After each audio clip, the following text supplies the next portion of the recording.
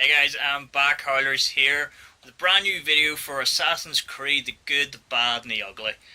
Last time, which was a good while ago now, we looked at why I love the Assassin's Creed franchise and why it's one of my favourite franchises of all time. This video we're going to look at some of the issues it's had over the years and some reasons why people have kind of lost favour with it. Kind of hard video for me to do because I love the franchise so much, but I'll give it my best. So let's have a look.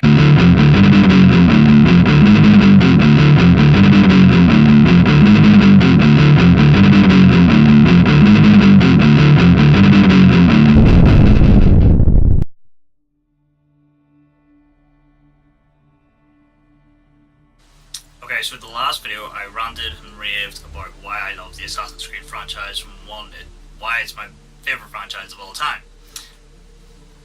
This video is more looking into where it started to go wrong. So, in the last one we looked at Desmond and his numerous adventures through the likes of Altair, Ezio, Connor, and so on. But that's where I come to my first issue. For many people out there, including myself, Ezio was and still is their favourite character in the Assassin's Creed franchise. It was a very, very sad loss to the franchise and to the games. Ezio was one of the best characters in this franchise to date, and with him leaving and ending his quest in Revelations, it was a really sad ending. But that meant someone else had to pick up the mantle.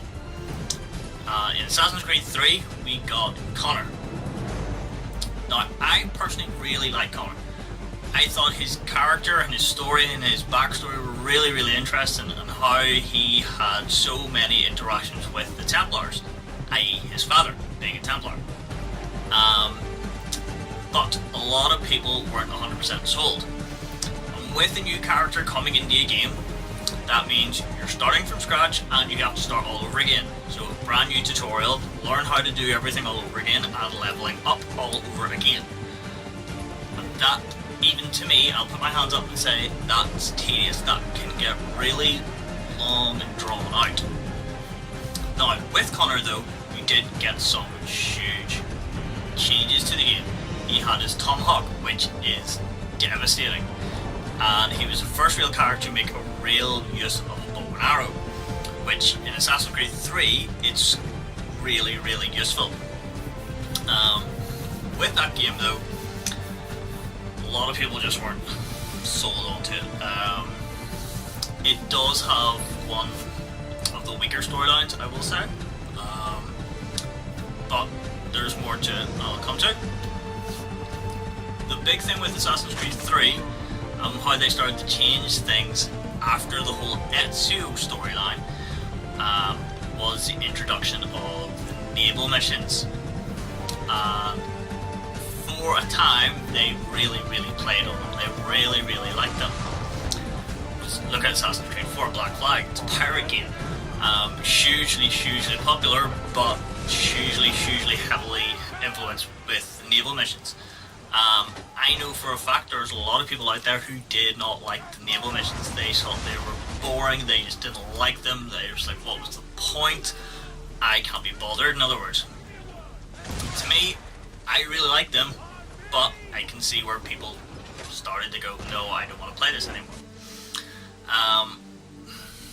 With Assassin's Creed 3 as well, we have a huge departure from the franchise, and that's Desmond himself, where he has to sacrifice himself to save the world. Desmond is given the choice. He has to destroy the ancients, and the world then will destroy itself. And there is an apocalyptic event coming anyway, so it just gets destroyed, and he's the sole survivor type thing, and it starts this huge, vicious cycle, so to speak. Or he can sacrifice himself to save the world, there and then, from the solar flare that's coming, but then he will unleash Minerva into the world, who supposedly is just going to be this huge big threat to the world. Which was a huge ending. It's like Desmond has been the key figure in all of these games so far, and then, yeah, he sacrifices himself. And Minerva is let loose into the world. Second big point. We are now 5 games coming with Assassin's Creed Origins. And we still have really never seen Minerva. With the next games with Assassin's Creed 4 and onwards, you play these subsequent characters in Abstergo. If you do all the side quests and go and collect everything, you find little bits about Minerva and that she's in the internet or cyberspace. She's regaining her power, so to speak, waiting to unleash herself onto the world. But that's it. There's a bit about her in Black Flag, and then you get a little bit about her in Unity or Rogue. That's it. It hasn't been mentioned since. To me, that should have been mentioned a little bit, to say the least. I mean, you have this huge departure of Desmond, and Minerva's released into the world, and it's just been forgotten about almost. I mean, I would have thought this would have been a pivotal part of the whole storyline. And I was like, why haven't they done anything with this? Like, so what's happening? It's kind of clear that over the past couple of years, over the past couple of games, Ubisoft are now just focusing on the Assassins. When it comes to modern day Abstergo and the Templars, it's really just been left to the wayside. Nobody knows what's happening with it anymore. It's like, what's going on? And that being said, we actually don't know what's going on with the fight with the Templars against the Assassins themselves. Nothing has ever been done about it. There's quick comments, and characters from the first games do appear in the later games, but they're literally in it for 5-10 minutes, and that's it. They try to recruit your unknown character that you're playing in first person view. You have no idea who you're playing. You try and recruit them to the Assassins, but then nothing's ever done. When you play the earlier games, they're trying to build up an army, so to speak, to fight against the Templars in modern day, and nothing's ever been done.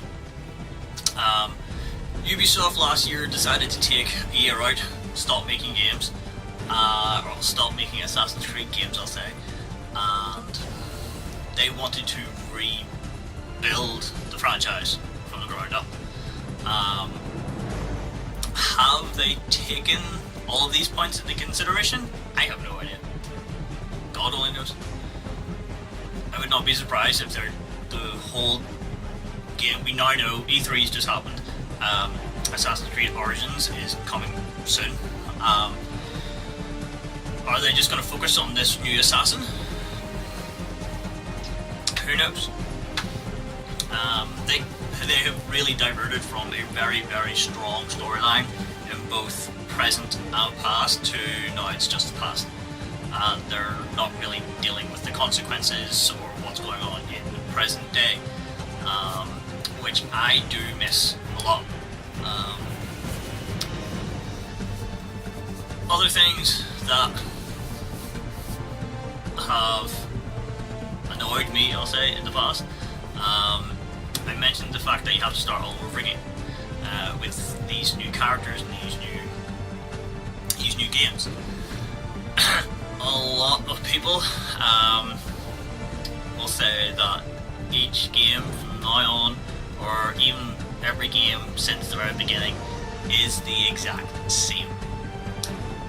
You start, you go to a new area, you find it being completely controlled by Templars, gangs, whoever. Go into that area, you have to clear it, you have to clear a den or a base, and so on, and so on, and so on. And you do that for the entire map. And for a lot of people, that pisses them off. Now, 99% of the time, I love doing that. That doesn't bother me in any way, shape, or form. I will generally go around, I will collect everything, I will clear the entire map, I'll find every hidden item. But yeah, it gets tedious. with the new game, I'm trying not to talk about the new game because that's not what this video is about. They are creating a more open world RPG style of game. So I think they're going to include that even more in this new game. So if you didn't like that in the previous games, you may be out of luck with this new game. I think they're going to include it way more. I've heard people compare the new game to the likes of The Witcher and Skyrim. So if you don't like open world RPGs, clearing bases and clearing gangs, bandits or whoever it might be, you may be out of luck with this game. But I'll be talking more about that in another video, so if you haven't seen it already, go check it out on my E3 video. But yeah, overall, well, 9-10 games later, the story has faded away massively in Assassin's Creed. And I mean overall story. I hope they do bring it back. I hope they try to gel it all together and not just focus on one specific character in the new game. But we'll wait and see when that comes out. Other things with Assassin's Creed that, yeah, there's bits and pieces that do annoy people. I find it quite hard to talk about things that really just kind of annoy me.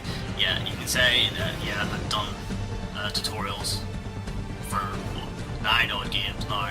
I know how to play the game for flip's sake. Different characters, that's just about playing a new game. I mean, you don't buy a new game to play the one that you've just played. So yeah, you're going to have different characters in it. All that being said though, I mean, I still love the games. I will still go and pre-order the new game when it comes out. I still love playing each and every one of them. I've replayed the majority of all Assassin's Creeds at least twice. It's still my favourite franchise.